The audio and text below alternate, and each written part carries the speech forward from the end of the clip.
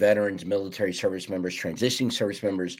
Thank you for tuning in to another episode of the Off the Battlefield podcast. Today, I'm going to get right into it. Can sleep apnea get service connected secondary to migraines? We're going to answer that question today. Thank you for tuning in. Share this out with someone that can use this information.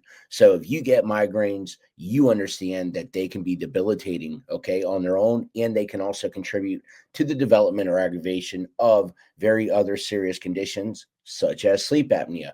Medical research suggests a link or a nexus between chronic migraines and sleep apnea, potentially making this a very, reasonable condition for secondary service connection to get service connected via aggravation through the Veterans Affairs, through the VA, right? So today in this video, I am going to talk about and explore the service connection between migraines and sleep apnea. Okay, so let's discuss the evidence that you're going to need for service connection secondary to migraines for the sleep apnea, the connection between migraines and sleep apnea, factors that we need to consider that could be contributing to the aggravation, right? In VA rating for sleep apnea secondary to migraines. Okay. So, migraines causing sleep apnea. Current medical research does not establish that migraines directly cause sleep apnea. Instead, the connection is likely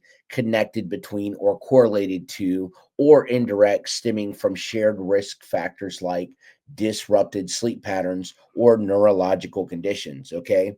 Migraines aggravating sleep apnea. There is evidence suggesting that migraines may contribute to the aggravation of sleep apnea. However, migraines are associated with factors such as sleep disruption, increased pain sensitivity, and the use of medications that can impact airway stability. So, muscle relaxants or sedatives. Poor sleep quality caused by migraines may exacerbate the symptoms of sleep apnea. Okay. Migraines can also influence sleep quality, right? Overall health and airway dynamics. It's important to understand that. Chronic pain and sleep disruption, migraine attacks often interfere with normal sleep patterns, leading to very poor quality of sleep sometimes that may exacerbate or trigger sleep apnea.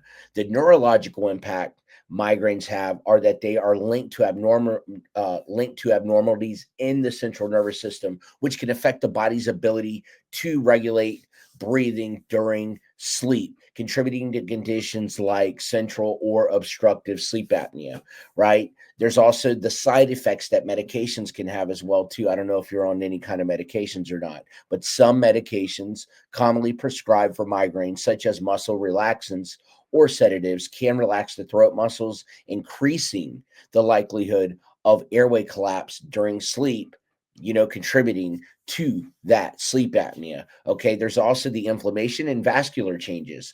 Migraines involve inflammation and changes in blood vessel function that may increase susceptibility to airway obstruction or other complications associated with sleep apnea. It's very important to understand that. So, while there's not a direct correlation, okay, there are contributing factors, right, from migraines that can absolutely aggravate sleep apnea.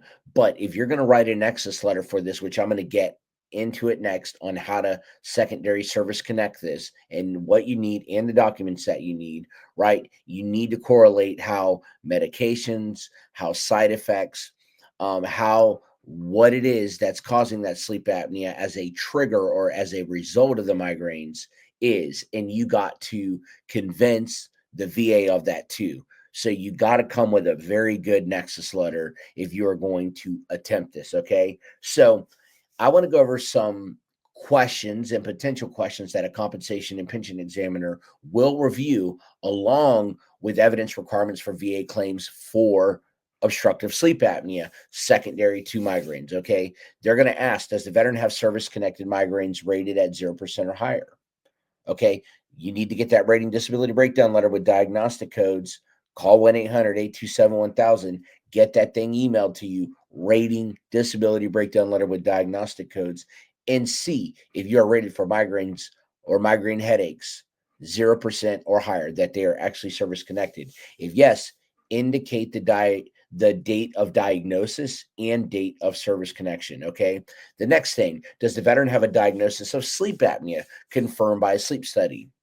Do you actually have diagnosis, clinically diagnosed? And do you use a CPAP machine as well? If yes, you need to be very specific of the type of sleep apnea, the sleep study results. You need to provide that medical evidence in with your claim when you submit it, and the date of diagnosis should be on that paperwork as well too. So if yes, what kind of sleep apnea? Obstructive, what kind of sleep apnea is it? Data diagnosis and sleep study results, very important. Is the veteran's sleep apnea proximately due to or aggravated by their service connected migraines? Right? If yes, explain your medical opinion and rationale. Have a doctor board certified that knows what they're doing in writing, and you need to be very specific on what is causing this, and you need to have that backed by scientific and medical literature. So if it's medications, for an example, then what medication is bothering you? What is the rationale and what is the evidence supporting that? Hey, this medication and its side effect that I take for my migraines absolutely impacts my obstructive sleep apnea as well. Also, the CMP examiner in the VA is looking for, does the veteran have symptoms of sleep apnea? If yes, indicate the severity in terms of frequency, severity, and duration. So keep a sleep log along with the current treatment plan to include the need for a breathing device such as a CPAP machine. So, how do we secondary service connect this for VA disability benefits? To establish a secondary service connection, veterans need to provide the VA with two primary pieces of evidence. Okay. And I'm actually going to go three with this. Okay. Current diagnosis of the secondary condition, right? You must have a current diagnosis of the secondary condition, which in this case would be sleep apnea.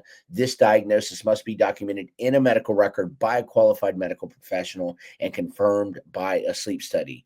You also need a medical nexus evidence, a link between the two conditions. The veteran must provide medical evidence that links the secondary condition to the already service connected condition. So you must submit a nexus letter for a secondary condition that explains how the new disability, sleep apnea, is proximately due to or aggravated or related by the primary service connected condition, which in this case that we're talking about is migraines or headaches. And you also need to get a disability benefits questionnaire filled out as well too, a sleep apnea DBQ. Get that filled out. Nexus, diagnosis, clinical diagnosis, DBQ, right? Nexus letter is going to be key, being very specific, very detail oriented, backed by medical and scientific literature on how this is connected to this and how it correlates. Okay. The VA rates obstructive central mixed sleep apnea secondary to migraines from 0 to 100% with breaks at 30 and 50. Okay. But it's very, very important to understand that sleep apnea is already difficult to get very service connected. You are going to have a fight with this. I'm telling you, if it's not in your active duty records and you're trying to get this service connected, you better be very specific on what exactly is causing it, and then you got to prove your point and you got to fight. Okay, you got to be willing. The VA may come back and deny it that first time, and you may need to higher level review it and continue to argue your point. You may even need to rebuttal a denial, okay, where you have some favorable findings, you have that nexus in there, and you just have to say, look, I got the nexus letter in here, I've got diagnosis, I've got, migraines are connected. How is this not correlated? Explain that to me. You may have to push a little bit, but look, in the end, it will all be worth it, and you want to keep moving forward. Another thing, an important factor, is we are moving into 2025. Sleep apnea is already difficult, and they're adjusting the ratings on that to make it a little more difficult. I talked about that in a latter video. So just make sure that you understand that it can be difficult, especially when you're trying to secondary service connect things. The VA is really hunkering down on that. Okay. For 100% VA disability rating for sleep apnea, right, it may be assigned if sleep apnea is so severe that it necessitates the use of a CPAP machine or other assisted ventilation device. 50%, it is assigned when sleep apnea is moderate to severe, persistent, and results in chronic daytime sleepiness. 30% is typically assigned if sleep apnea requires the use of a CPAP machine or a similar device for treatment. This rating indicates moderate to severe sleep apnea. 0% is a sign when sleep apnea is diagnosed, but does not require the use of a CPAP machine. Okay. But if you are at 0%, it can go up if you do get issued a CPAP machine. Okay. So it's basically saying a 0% rating that you've got sleep apnea, but it does not require the use of that CPAP. Okay.